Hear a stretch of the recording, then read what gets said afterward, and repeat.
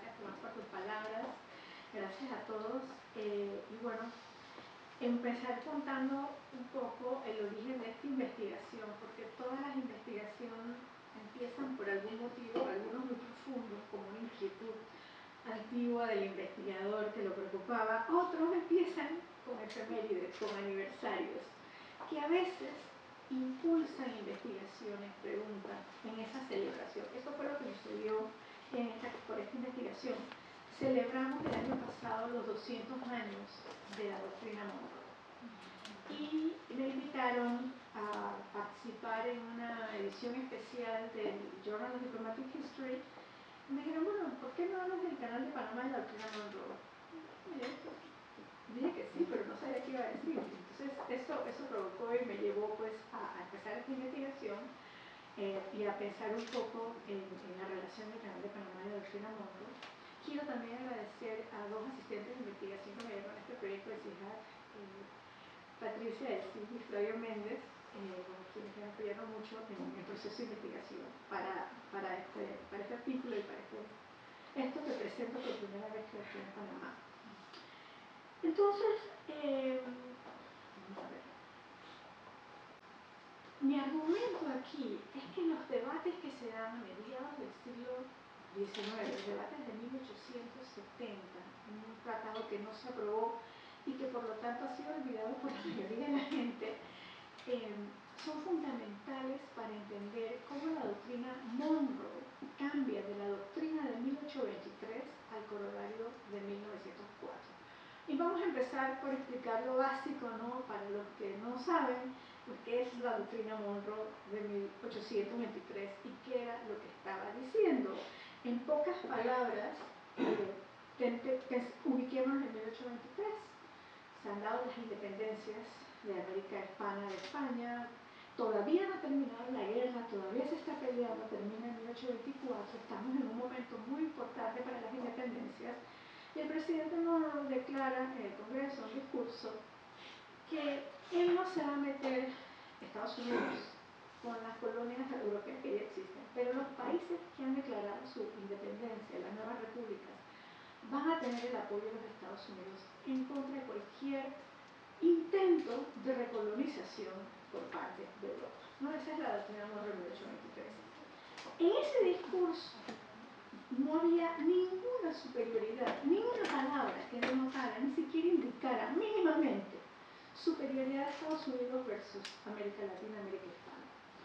Si hay una superioridad en ese discurso, es la superioridad del sistema republicano, que dice ese discurso, bajo el cual hemos encontrado una felicidad excepcional.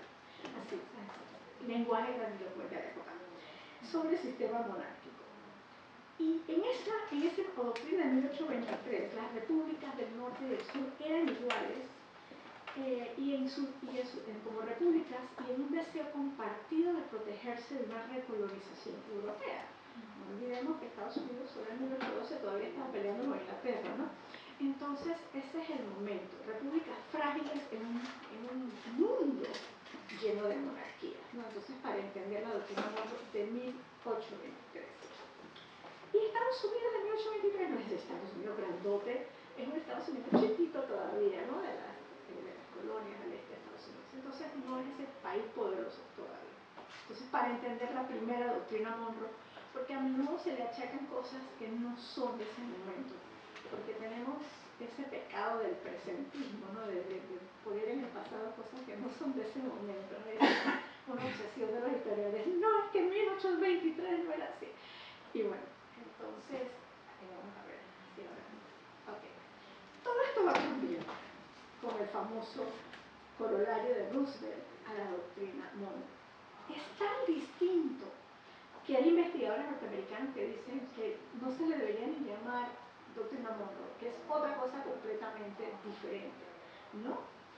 Y esta caricatura es fabulosa porque ilustra muy bien las palabras de Roosevelt. Ya estamos en otro momento, no es el momento de 1823, estamos en el momento de 1904. ¿Y qué es lo que dice? Voy a leer algunas de las palabras que dice en el discurso de Roosevelt. La libertad no es un regalo que que permanece mucho tiempo en las manos de los cobardes. Tampoco permanece mucho en las manos de aquellos demasiado perezosos, deshonestos o poco inteligentes para utilizarlos. Según su interpretación de este momento, la doctrina Monroe podría forzar a los Estados Unidos a ejercer de policía internacional para proteger al mundo civilizado. Entonces, ¿quiénes eran esos poco inteligentes para ser libres, deshonestos? Pues esos que están aquí abajo, ¿no? En la caricatura.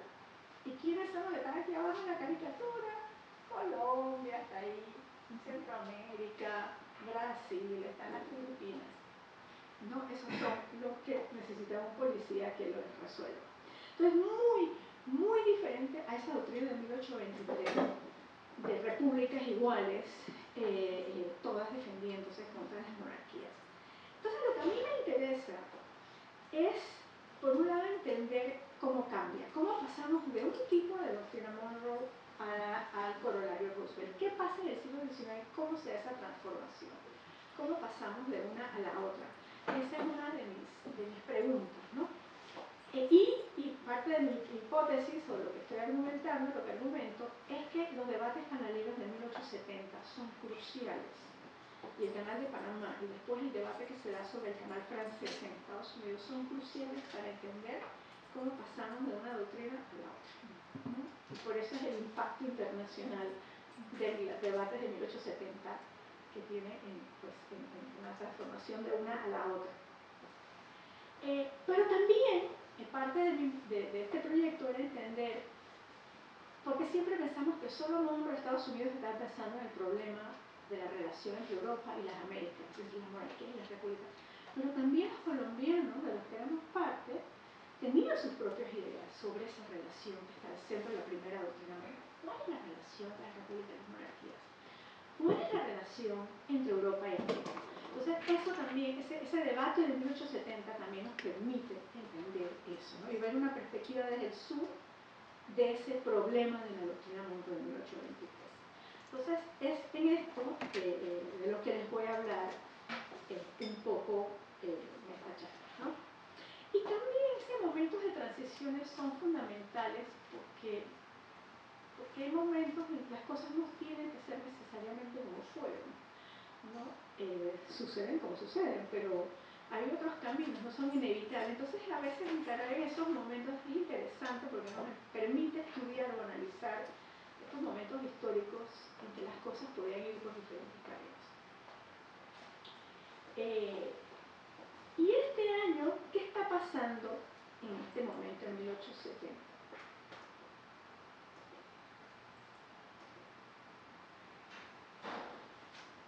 Bueno, hace unos años, en 1865, se había acabado la guerra civil de los Estados Unidos. Pero, más importante aún, en 1869 se había inaugurado el canal de Suez, ¿no? Entonces, las potencias, los capitalistas, bueno, era el canal que va a unir el Atlántico con el Pacífico, el canal de Panamá. Entonces, no es sorprendente que en 1870 se crea un tratado entre Estados Unidos que ya terminó su guerra y está avanzando, con Colombia. Vamos a firmar un tratado, vamos a unir el Atlántico con el Pacífico y vamos a repetir lo que hizo Lesseps en Suez, ahora lo vamos a hacer acá. Y este Estados Unidos que está firmando este tratado con Colombia ya es un Estados Unidos que no es el de 1823, ¿no? Chiquito, todavía débil. Entonces ya es un Estados Unidos que ganó la guerra con México y se agarró toda California y parte de México. Entonces es un Estados Unidos muchísimo más poderoso, ¿no? Pero todavía no es el Estados Unidos de Roosevelt. Todavía no estamos aquí, no es un momento de transición. Y vamos a ver qué pasa en ese momento de transición cuando se están negociando estos tratados. Les voy a leer unas cositas del New York Times de 1869 que nos dicen que los tiempos están cambiando.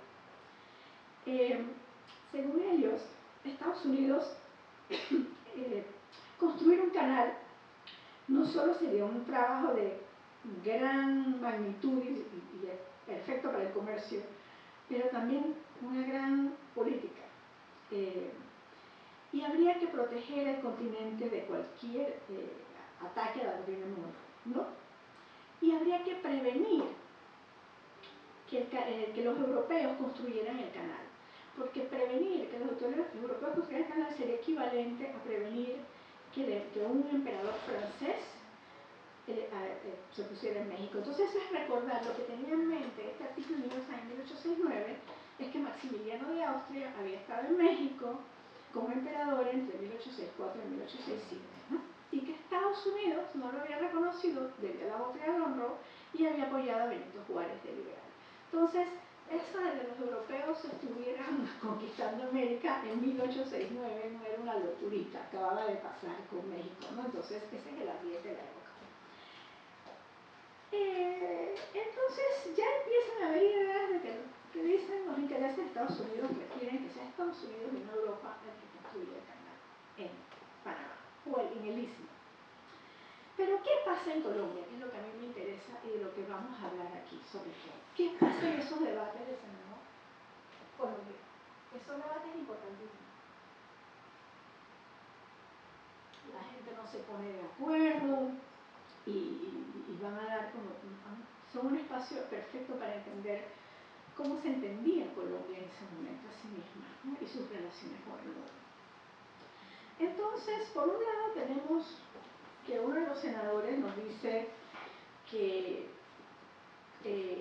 bueno, lo que le importaba a Colombia era que el canal se construyera en su territorio, es decir, Panamá o Darién, y lo importante para Estados Unidos era construirlo ellos mismos, ¿no? Entonces ahí se iban a unir dos intereses compartidos.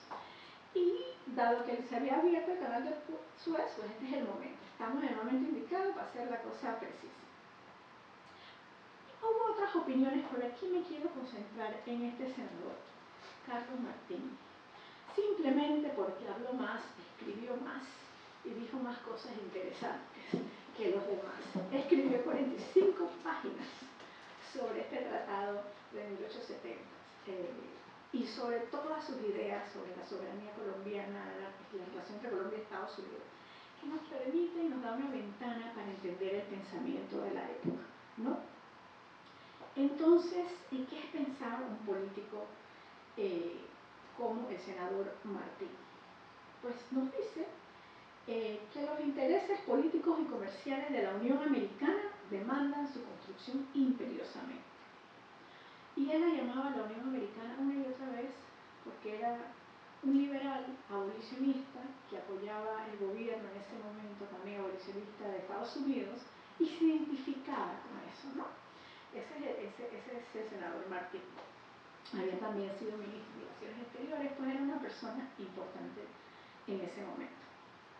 Entonces, él no veía ningún problema, él favorecía una alianza entre Colombia y Estados Unidos. Y él decía, el día, nuevamente, ¿no? Grandilocuente, que el canal está abierto y que su bandera, amiga y aliada a la nuestra, pueda transitarlo en todos tiempos y excluir de él a nuestros enemigos y a los suyos, dividirá con nosotros la llave de los mares, ocupará las posiciones militares más poderosas del mundo. Perfecto, ¿no?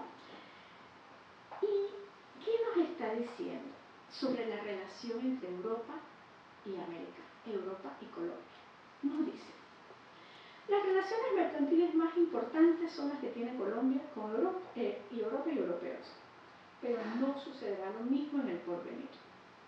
Nuestras necesidades sociales, nuestro comercio, nuestra industria en general, nuestros intereses políticos serán servidos en el porvenir más de cerca y mejor por la ciencia, los capitales, la industria, la marina y hasta el ejemplo de la Unión Americana, que por elementos de naciones lejanas a nosotros, contrarias a nosotros en inclinaciones e instituciones políticas.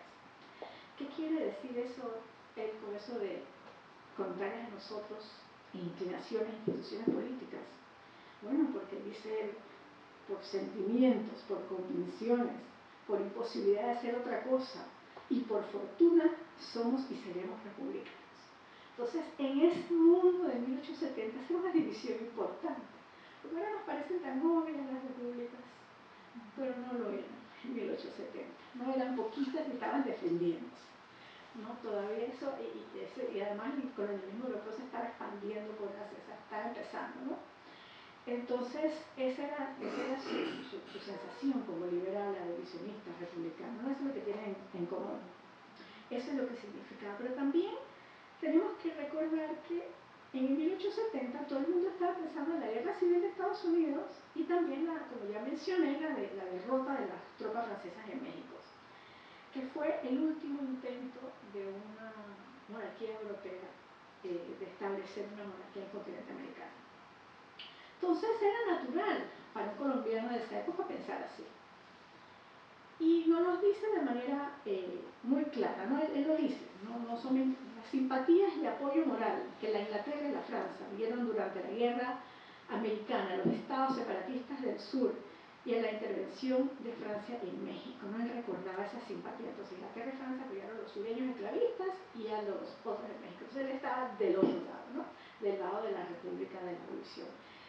Y nos dice el día que el pabellón estrellado triunfó en la guerra civil norteamericana y unificó de nuevo la Gran República, el día que el ejército francés obedeció la orden de salir de México, quedó indisputablemente establecida la superioridad de la influencia política de los Estados Unidos en los negocios de América. Entonces estamos viendo.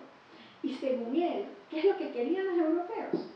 Desean nuestra anarquía bajo el sistema republicano o nuestro cambio de formas con la propagación del sistema monárquico. O sea que para él todavía era posible en 1870 pensar que los europeos querían que fracasara el experimento republicano y o que se volvieran tan anárquicos que no funcionara, o que volvieran a la monarquía. Entonces, nuevamente, tenemos que salir de nuestra obviedad del presente para pensar en ese momento, ¿no? Eso es lo que él nos está diciendo.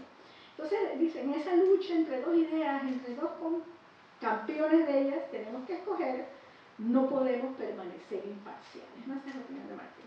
Entonces uno pensaría que él ya, eso es lo que él quiere, una alianza del tratado con Estados Unidos, ¿no? Porque incluso dice, nos negaremos a compartir la posesión de las puertas de los océanos con nuestros hermanos en creencias e intereses políticos, que además serán mañana fecundadores de nuestra industria, principales abastecedores de nuestro consumo, corresponsales de nuestro comercio, ¿no? Claro, hay que compartirlo con ellos. Pero no tan rápido. Después dice, ¿no? Y pongo esta imagen, porque este es el mundo, ¿no? Este está en el Capitolio de los Estados Unidos, de la doctrina Monroe en 1823, y que hace ver ese mundo de estas repúblicas. Aquí está Simón Bolívar y los otros pues son los griegos, ¿no? Defendiendo también que a las primeras repúblicas de ese mundo en que eso todavía era una cosa nueva, ¿no? Pero él dice, sí, todo muy bien, siempre y cuando, y lo dice él, nos tratan como iguales. En caso contrario, conservemos para nosotros solos el uso de nuestro poder. Él no estaba a favor de ese tratado. Entonces él empieza diciendo por qué somos republicanos, por qué tenemos que construir con Estados Unidos, etcétera, etcétera, pero solo si nos tratan como iguales. Y dice, este tratado no nos trata como iguales. Entonces comienza su argumento de qué tipo de tratado tenía que tener Colombia. Y él primero se comienza a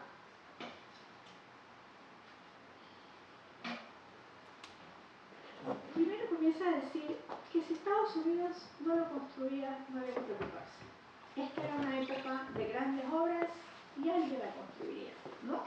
Y nos menciona el puente tubular de Britania, el Palacio de Cristal, el túnel de los Alpes, los telégrafos atlánticos, el puente del Niágara, el canal de Suez. Era una época de grandes construcciones para él. Y si no lo hacía Estados Unidos, alguien lo haría, ¿no? Esa es su opinión. No había que aceptar condiciones malas por miedo a perder una oportunidad. Ese es su argumento. Y su otro argumento, que a mí me encanta, es el otro de que Colombia tenía que ser parte de la ciencia de ese momento. Y decía, no podemos permitir que en la expedición de Darien solamente estén los científicos norteamericanos, tenemos que mandar los nuestros también, porque nosotros tenemos que entender, porque el tratado podía ser o Darien o donde estaba el ferrocarril, eran las dos opciones, tenemos que entender lo que está pasando. nosotros tenemos que tener nuestros propios científicos que manden al Congreso información que nosotros podemos verificar, ¿no? Entonces ahí también había una petición, una solicitud de autonomía y soberanía científica, ¿no? que desea el Congreso, ¿no? Y este es el senador Martín, era un observador muy agudo, y notó muchos problemas en el Tratado de 1870 que se van a repetir en el Tratado de 1903. Comienza a notar los problemas, ¿no? Primero que dice, ¿cómo vamos a darle a una compañía, a otro país, el derecho a contratar en nuestro nombre, por nosotros y para nosotros esa delegación de sus facultades inherentes al soberano del territorio? De hacer eso era declarar, cito, era declararnos a nosotros mismos incapaces de administrar nuestros grandes intereses y a nuestro gobierno indigno de la confianza de los empresarios de una gran obra, sino constituidos en maniquí de un poderoso gobierno. Entonces, no habría que delegar tantas cosas. Más aún dice que Colombia debería proteger la propiedad privada por sí misma, por medio de sus autoridades y funcionarios públicos, no delegar esa protección a otro país. Continúa, que tenía que ser muy preciso qué significaba la defensa del canal, porque no era preciso el tratado, entonces podía interpretarse como cualquier momento ocupación del territorio colombiano para defenderlo. ¿Cómo le iban a dar a Estados Unidos total poder para poner impuestos? Y pregunta él, ¿Colombia da a esa empresa pleno poder y autoridad para que organice y conserve una fuerza propia y con ella embargue y venda propiedades, detenga y aprisione y si es preciso imponga más graves penas a pasajeros o conductores de mercancía y todo eso en su propio territorio? Y termina así, ¿no? Para emocionar a la gente. La picota de Colombia y la dictadura de la compañía excavadora del canal se levantarían una al lado de la otra frente al mundo en las puertas de los mares y el desprecio del universo cubriría el glorioso nombre de Colombia, ¿no? O sea, ceder todos esos derechos a otro país era convertirse en el hazmerreír del mundo entero, ¿no? Y eso era lo que él estaba con esas 45 páginas tratando de evitar, ¿no? Este debate sobre estos tratados. Entonces, él quería salirse con Estados Unidos, pero en términos equitativos, ¿no? Que es más o menos el mensaje de este discurso. También le asustaba que era muy fácil expropiar a los ciudadanos de sus territorios con cualquier excusa, y que podrían entonces los ciudadanos perder sus tierras. Y eso de alguna manera prevé lo que he estudiado y lo que sucede después de 1912, que es la expulsión de todos los ciudadanos y la expropiación de todas las tierras a nombre de los intereses del canal, ¿no? Entonces él está viendo ya en ese tratado de 1870 que hay cláusulas que lo podrían permitir. Entonces Colombia, dice, debe hacer sentir su soberanía y su autoridad. De lo contrario, resultaría que las poblaciones que allí se formarán podrían serlo todo menos poblaciones colombianas. Nuevamente, lo que llegó a pasar después en la zona del canal, no lo estaba viendo en 1870. En esas cláusulas tampoco. Y también dice, ¿por qué tenía que dar Colombia su soberanía en la administración de puertos, muelles y diques? Y nuevamente está viendo lo que va a pasar, también he estudiado, que es la pérdida de Panamá de sus puertos, ¿no? Entonces ya está viendo que sí va a pasar, por eso es que está en contra. ¿No? Entonces dice, no hay que abdicar el ejercicio de la soberanía y que en ese caso mejor revisar este tratado o firmar con otra potencia. Entonces el tratado se revisa tantas veces y se manda con tantas modificaciones a Estados Unidos porque no se rechaza, se revisa tanto que nunca se firma, ¿no? Ese fue el fin de ese tratado. Y lo que va a pasar es que entonces Colombia firma en el 78 con la compañía francesa del canal interoceánico. Y lo que aquí me interesa es que podemos ver que en este momento Colombia todavía puede decir, no señores, este tratado no me interesa, vamos a cambiarlo, y los europeos y no pasa nada, ¿no? Todavía estamos en ese momento de la política exterior de Estados Unidos. Sin embargo, los tiempos están cambiando, por eso es que para mí este es un momento importantísimo de transición de la Roosevelt del 23 al corolario de 1904, porque en 1880 el Comité de Asuntos Exteriores del Congreso de Estados Unidos recibió una propuesta de un congresista de Massachusetts para una resolución que declarara que la política de los Estados Unidos, declarara la política de los Estados Unidos sobre un canal interoceánico. Y esta propuesta decía que la construcción de un canal bajo los auspicios de un gobierno europeo es hostil a la política establecida en los Estados Unidos y viola el espíritu y las declaraciones de la doctrina Monroe y no puede ser permitida por este gobierno, cierro comillas. En esto cambiaría la doctrina Monroe. Si hubiera sido aprobada, la hubiera cambiado de una doctrina en contra de un intento europeo de reconquistar una ex colonia a cualquier intento de construir un canal por una compañía privada, ¿no? Ese es un cambio enorme si hubiera pasado. Les adelanto que no pasa la resolución, para dejarlos en este suspenso que yo sé que tienen, ¿no? Pasará o no pasará, pero es interesante ver el debate. ¿No? Aquí está la doctrina Monroe, el gigante de Steps con los pequeñitos allí que no quieren que haga su trabajo, lo que se están oponiendo en el Congreso a este trabajo. Entonces va a haber dos bandos a favor y en contra de la doctrina Monroe.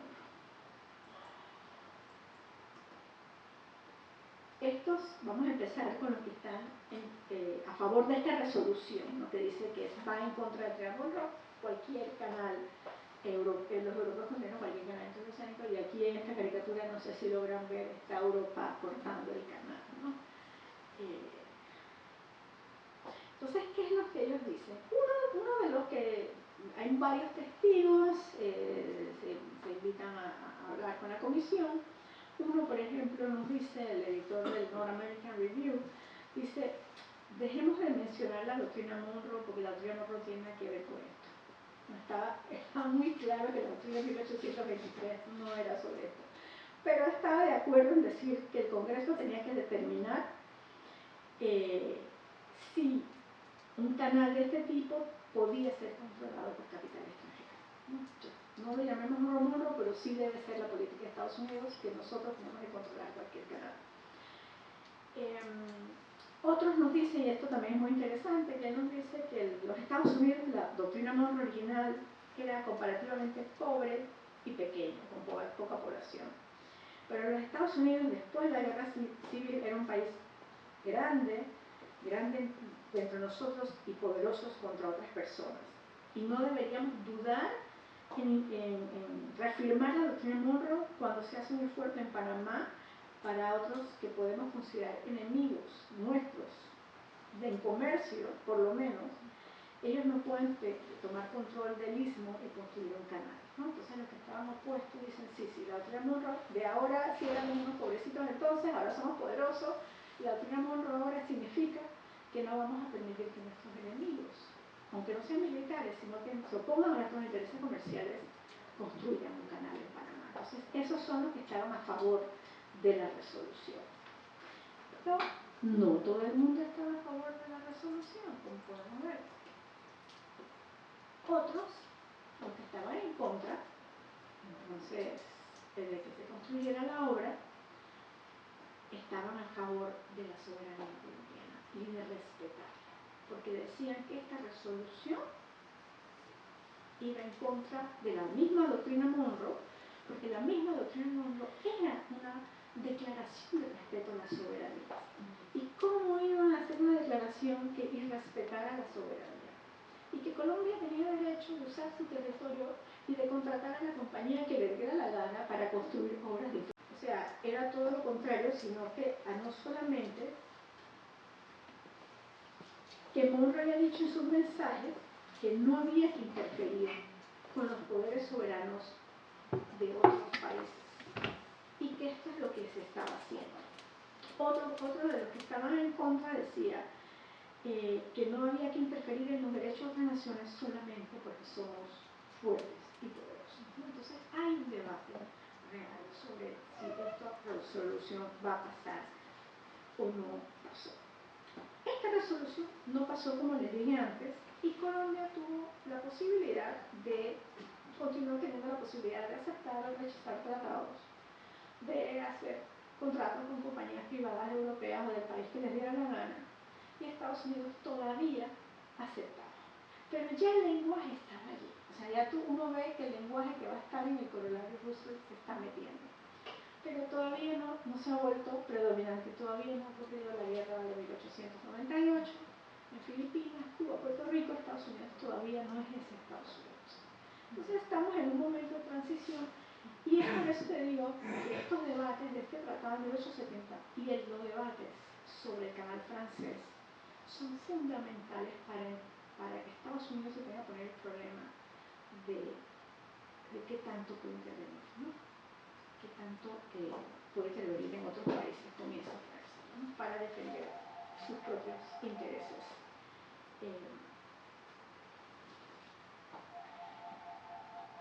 Como todos, bueno, muchos sabemos, el canal finalmente entra en bancarrota, el canal francés, y nuevamente se vuelve a poner el problema de quién va a construir el canal, ¿no? Cuando entra en bancarrota la compañía francesa en 1889, nuevamente se pone el problema. Y después de la guerra hispanoamericana y de la intervención de Estados Unidos en Filipinas, Puerto Rico y el Caribe norteamericano, ¿qué va a pasar? ¿Qué va a pasar con el canal de Panamá? No voy a contar aquí una historia conocida. Como todos sabemos, pues el Head and High se rechaza, se firma, se independiza a Panamá, se firma el tratado de 1903, pero lo que a mí me sorprendió muchísimo es ver que se cumplieron todas las cosas que dijo Martín que iban a suceder, sucedieron, ¿no? Todo lo que dijo Martín en 1870 que iba a suceder, sucedió. Como él predijo, el Tratado de 1903 dio derecho a Estados Unidos para expropiar cualquier tierra necesaria para la construcción, mantenimiento, operación y protección y sanidad del Canal de Panamá, lo que llevó a la expulsión de todos los panameños que habían vivido en esa zona por cientos de años, la destrucción de todos los poblados panameños con la Orden de Paz de 1912, y convertir lo que era la columna vertebral de Panamá, con todos sus pueblos, en una zona de poblados norteamericanos, ¿no? Eso lo predijo Martín en 1870, en lo que sucedió. Panamá perdió sus puertos, tal como él había dicho.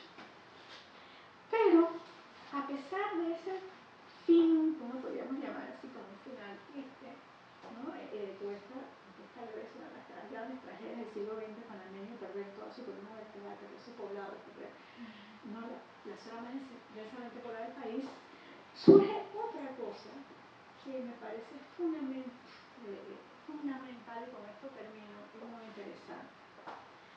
Es que nosotros estamos tan acostumbrados después de 1903 a pensar que Colombia y Panamá no tienen nada, eso ya se está superando, gracias a Dios, pero por mucho tiempo esa caricatura estableció las relaciones entre los dos países, ¿no? Colombia traicionada por los panameños, los traidores, ¿no? que con Estados Unidos traicionan a Colombia y le quitan un pedazo de territorio y todo lo demás y todas esas cosas, y nosotros esos colombianos que nos oprimían, el que quiere conocer a Panamá que venga porque se acaba, y todas esas cosas que nos enseñaron. En realidad lo que yo estoy viendo aquí, y eso surgió leyendo a Armodio Arias y su tesis de doctorado, que menciona el Tratado de 1870, es que en realidad uno se pregunta, ¿por qué alguien como Eusebio Morales, cuando tú lees sus negociaciones de 1904, parece un experto con años de experiencia negociando internacionalmente con grandes potencias, en un país que tiene un año de ser independiente, ¿no? ¿Por qué Armodio Arias está haciendo esa tremenda tesis de doctorado en Inglaterra sobre los canales del derecho internacional y la neutralidad? Porque viene de una tradición legal compartida. Porque en el siglo XIX, a raíz del ferrocarril de Panamá, después de las negociaciones de 1870, se va creando una tradición de negociar con Estados Unidos, de pensar cómo negociar. Entonces ellos no empiezan en 1903. Hay que pensar que estos liberales, porque además Eusebio Morales es parte del mismo combo que Martín, van creando, y de eso hace parte también Justo Rosemena, van pensando, bueno, ¿cuál es nuestra relación con el mundo? ¿Cuál es nuestra relación con Estados Unidos? Y van creando una tradición de defensa legal muy sofisticada, que se remonta a esta tradición colombiana, y es esa tradición compartida que empieza en 1904, cuando personas como Armando y Eusebio Morales tenían ese problema existencial que tuvieron esos primeros abogados, que fue, tenemos, por un lado, Eusebio Morales, sus escritos es muy claro, por un lado tenían que defender el derecho de Panamá a independizarse de Colombia, y por otro lado tenían que defender la soberanía panameña contra Estados Unidos, ¿no? Tenían eso, imagínense, cuando todo el continente no estaba realmente apoyando la separación de Panamá, sino el derecho a Colombia, ¿no? Estos abogados tenían que enfrentarse con esas dos cosas. Y esa tradición legal compartida es la que en parte los ayuda a hacerlo también como lo hacen y a ir creando las bases después de todas estas negociaciones que van a terminar con la firma de los tratados en el 77. Entonces, digamos, ese también es parte de la importancia de este tratado de 1870, ¿no?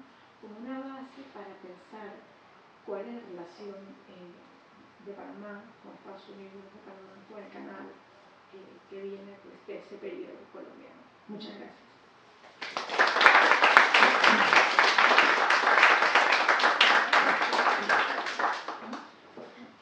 ¿Tenemos tiempo para preguntas? Claro que sí.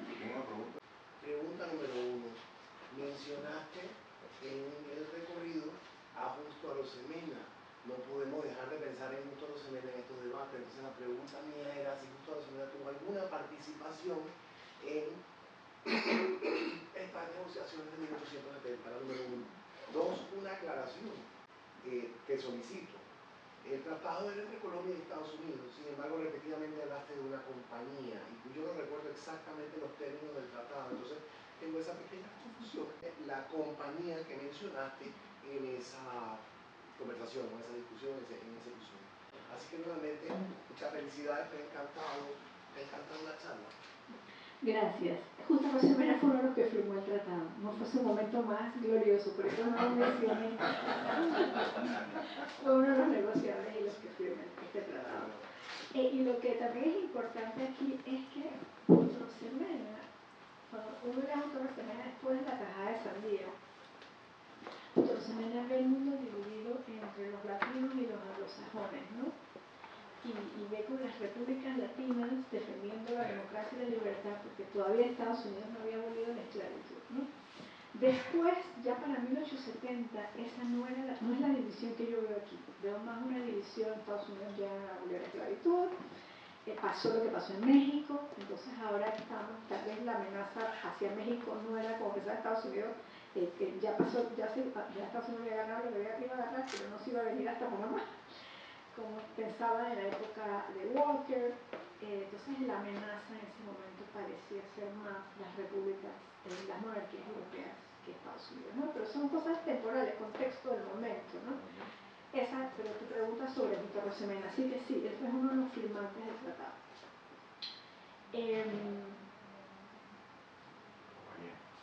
La compañía, el tratado era entre estados. Lo que pasa es que en las mismas declaraciones de Martín tal vez me expliqué mal y tal vez él a veces era confuso, las dos cosas. Él quería precisar que el tratado tenía que hacerse como se hiciera con cualquier compañía privada. No se podían dar derechos de soberano solo porque era con otro estado, ¿no? O sea, ese era lo que era importante para él. Y por eso es que el canal francés es tan distinto. Es como una compañía privada y Colombia no pierde nada de su soberanía.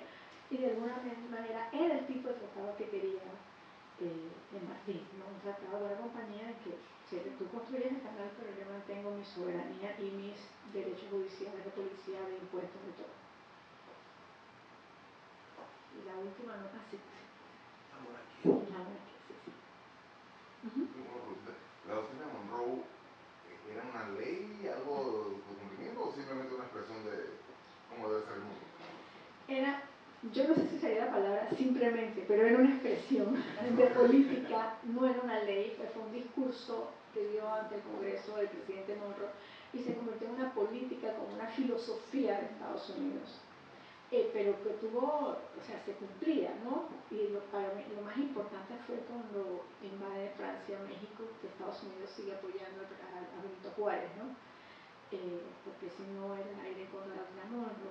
Y después el corolario Roosevelt, el que menciona el Canal de Panamá varias veces, nuevamente dice, justifica, de manera que no es ley, pero sí es una justificación filosófica ante el Congreso porque tiene derecho a intervenir. Estados Unidos en Filipinas, en Panamá,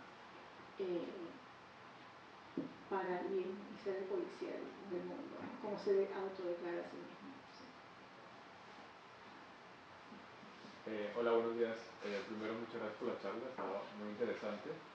Yo tengo dos preguntas. La primera un poco relacionada a lo que ya preguntaron, y es ¿cómo recibe Panamá este argumento de Martín en el 70? Si hay, yo me imagino que hay llegan estas ideas a Panamá. Y la segunda es si esos argumentos, hay una continuación de estos argumentos luego en los debates de 1902 con el Tratado de Arreglo.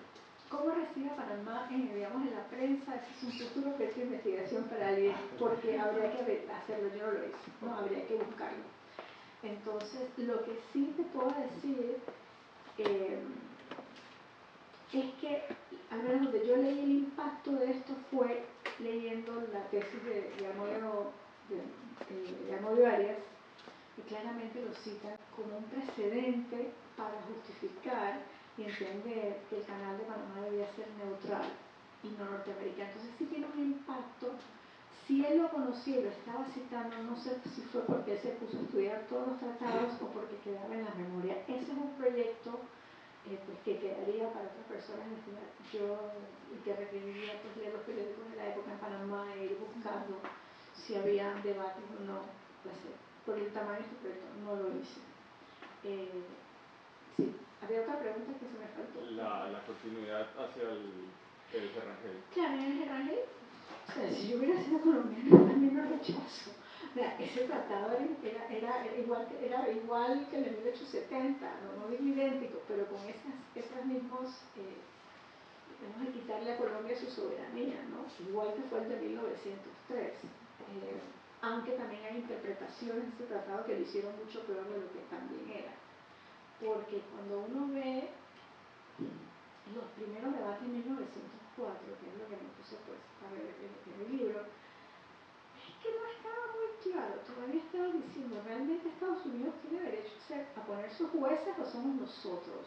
¿Qué significa como si fuera soberano? ¿No? Y hay todavía una incertidumbre en ese momento entre los abogados.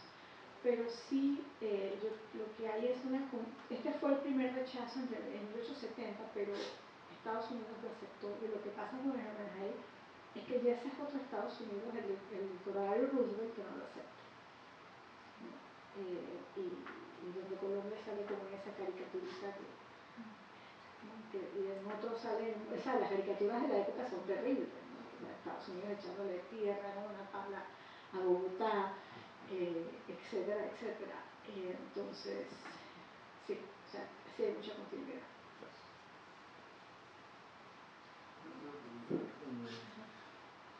Sí, varias veces en su charla usted ha mencionado las sorpresas que se han ido encontrando a lo largo de su investigación. Me pregunto si entre esas sorpresas hay algún tema que la haya dejado picada y que quisiera después hacer una investigación específicamente en esa área histórica que le ha generado una curiosidad natural a futuro. Si es así, se lo comparto. Uno se la pasa con curiosidades y la vida no alcanza para todas las curiosidades que uno tiene, ¿no? Sí, hay muchas. Una de las que tengo, por ejemplo, es después que estudié la exploración de los poblados de la zona del canal, ¿qué impacto tuvo eso en la ciudad de Panamá? O sea, cómo y de qué manera eso afecta a los barrios de Panamá y Colón. Cómo lo que yo veo es que el Chorrillo crece en 1913, perdón, muchísimo, y los precios se disparan, pero más allá de eso, esa es una curiosidad que me quedó. ¿Cómo impactó el hecho de que se fuera tanta gente de la zona del canal y que fueran en mayor parte a la ciudad de Panamá y Colón, aunque también a Raiján y a Parabra y toda esa zona, pero mucho a la ciudad de Panamá y Colón? ¿Cómo eso cambió nuestras ciudades? ¿No? ¿Qué impacto tuvo eso en nuestro desarrollo urbano? Esa es una de esas cosas que me dejan quitar, que no he continuado, ¿no? Sí. Hola Maritza, bueno, muchas gracias por la presentación, me encantó y bueno, haciendo revisiones historiográficas yo creo, de algún modo. El compañero se adelantó a la pregunta, disculpa que te señale, porque a medida que te escuchaba es, bueno, ¿qué dijo la prensa panameña, ¿no?, al respecto? Entonces, bueno, creo que es una tarea para otros, ¿no? Pero es que me llevaste a pensar en el periódico Rayo X de 1898, cuando se estaba dando la guerra en el Caribe entre Estados Unidos y España. Pues ellos invitaron a 10 intelectuales colombianos y les hicieron 5 preguntas, y una de ellas era si Colombia debía temer el triunfo de Estados Unidos en esa guerra. Y todos coincidían que no, por los valores democráticos, los valores republicanos, y de eso estás hablando ahora, ¿no? Entonces, bueno, pues me dejas con esa inquietud, porque ahora puedo poner en mejor contexto esa entrevista, que son muy ricas, porque eran unas 5 o 6 preguntas, pero esta gente respondía, que es una maravilla, ¿no?, para comprender el periodo. Así que dejas toda esa inquietud a través de la prensa, que me parece maravilloso estudiar. Fabuloso esas entrevistas. Sí. Ana. Bueno, Marisa, gracias siempre por el conocimiento. Yo me quedo con este último conflicto que pones, ¿no? Ese conflicto que ha estado desde siempre, ¿no? De ser este lugar de decir, uno es uno mismo, soberano, pero al mismo tiempo se tiene que dejar pasar por otros, ¿no? Y que es un conflicto que ha estado quizás desde Pascual de Balboa, ¿no? Desde que descubrimos que hay otro mar. Pero me pregunto como si ya esto en 1870 fue como el oráculo de decir, esto va a ser ocupado. ¿Por qué pasó así? O sea, ¿por qué si justo Arosemena, por qué si había una conciencia de que había este interés de apropiación? ¿Por qué pasó? Bueno, estamos entrando en otro tema, pero te lo contesto.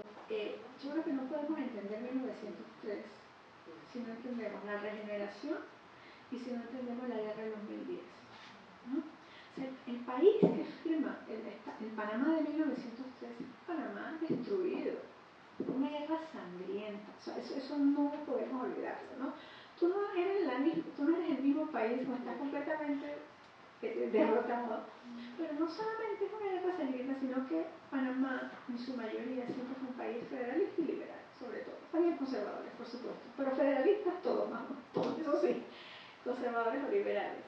Y desde la regeneración, Panamá había perdido control de su propio territorio, un país profundamente federalista. Entonces, él estaba peleando. Además, Panamá se vuelve, Eusebio Morales, junto a otros liberales como Francisco Filós, se vienen de Colombia durante la regeneración, crean aquí un núcleo de liberales costeños, podríamos llamarlo, de la costa colombiana, de Panamá, que crean un núcleo de pensamiento liberal bien importante, junto a la gente de Arrabal de Santana, que están profundamente descontentos con la regeneración, con el control de los conservadores, del gobierno en Bogotá y en todas las regiones y en Panamá. Entonces, como que querer salir de eso. Guerra de los 1000 días para ver si de una vez se salen de eso. Pierden, país destruido. Y nuevamente, el tratado, nadie podía imaginarse la interpretación que acaba dando los Estados Unidos a ese tratado. Porque la experiencia de Panamá, más allá de que Martín previó cosas como buen abogado, que tal vez no todo el mundo pudo prever, la experiencia de Panamá era, ya tuvimos un ferrocarril, ya tuvimos un canal francés, no perdimos soberanía, nuestros pueblos siguieron allí, prosperaron. y pensar, ni los norteamericanos sabían en 1904 que iban a tomar la decisión en 1911 de sacar a todo el mundo, ¿no? Esa fue una de las sorpresas para mí cuando investigué el libro. Entonces, ¿cómo iban a saberlo los panameños? No podían prever que iba a pasar lo que pasó de esa manera. Sí, Martín, eso es lo sorprendente, que Martín fuera tan buen abogado que fuera realizando ese tratado de la manera que lo hizo y pudiera ver esto le va a pasar, esto le va a pasar. Eso para mí es lo sorprendente, es que lo pudiera ver de esa manera, como una posibilidad de interpretación, ¿no? Sí. Bueno, otra ronda, es que ahora que hablas de Augusto Rosemena, dicen que fue uno de los firmantes del tratado, entonces el tratado redactaron y se firmó o se quedó en borrador. No, se firmó, pero tenía que ser ratificado por el Congreso. O sea, y entonces el Congreso no lo aprobó. O sea, que hubo una delegación de panameños y colombianos que estuvieron de acuerdo con el texto ese lesivo. Sí, incluyendo a Augusto Rosemena, que en ese momento eran todos colombianos, ¿no? Pero de la región de Panamá, sí. Y él había sido pues, ministro de Relaciones Exteriores, una persona muy prestante, y en ese momento él lo firma, estuvieron de acuerdo. Y entonces, y mira, que Martín ni siquiera estaba en contra, lo quería modificar. Entonces, lo que sucedió fueron muchas modificaciones al tratado, y tan modificadas que Estados Unidos porque además, algo que no dije aquí, pero es importante para el contexto también de por qué la oposición, porque Estados Unidos estaba amenazando, como sucedió también en 1973, si ustedes no dicen que sí, me voy a Nicaragua, ¿no? Entonces, Martín decía, no vamos a firmar ningún tratado si ellos todavía no han decidido cuál es la ruta. Estados Unidos estaba pensando y explorando, por esas exploraciones en Darién, si iba a ser la ruta por el Istmo, pero no está el ferrocarril, no está ahora el canal, si iba a ser por el Darién, o si iba a ser por Nicaragua. Por eso la expedición de Selfridge, entonces. Todo por eso la expedición de Selfridge. Que Martín dice que hay que mandar colombianos también a esa expedición, nosotros tenemos que saber qué es lo que está pasando allí. Y es por eso esa expedición. Entonces él dice, ¿por qué vamos a firmar un tratado si ni siquiera nos han asegurado que va a ser por acá? ¿No? Entonces, una vez que estemos seguros, entonces vemos que firmamos. Esa era una parte de la oposición de ese momento a la firma de ese tratado.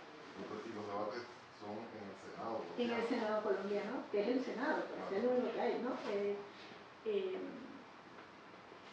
debates son allí, ahí se enfrentan las modificaciones. Y después los otros debates son en el Congreso de Estados Unidos, ¿no? Que son como los dos debates sobre ese momento.